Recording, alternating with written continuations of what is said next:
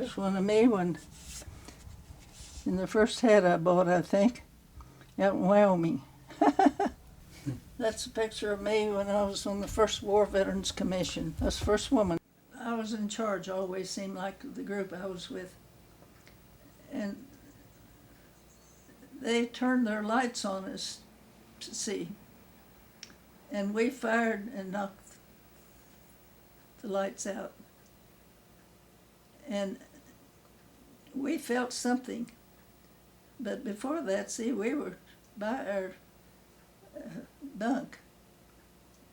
And it rang the second time. We were standing.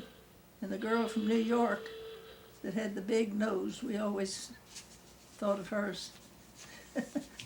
Some movie star used to have a big nose. And she was sitting on the bottom bunk, and I called her by name, and I said, "Get up, stand up, stand up." And she started screaming and crying and screaming. And I thought, oh, she's losing it. So I walked over to her and squatted down, and I said, "What's the matter?" And she just shook her head and screamed.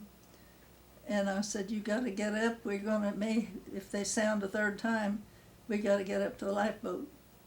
And she just didn't do anything but scream and cry.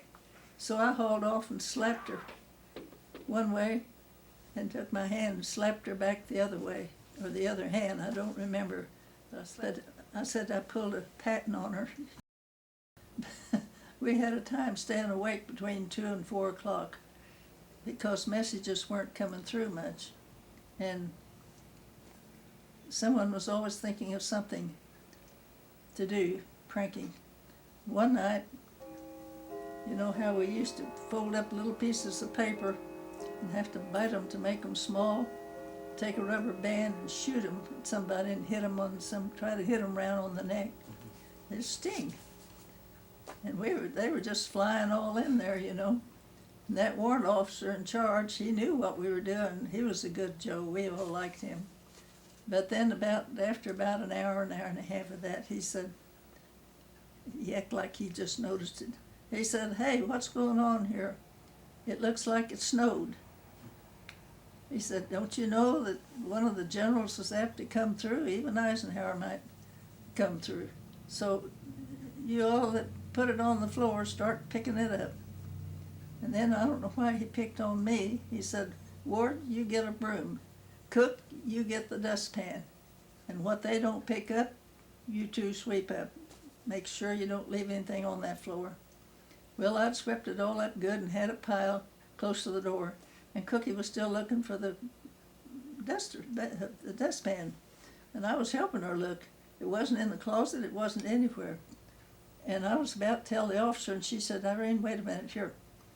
And there was a knot hole in the floor. And it was all wood. And so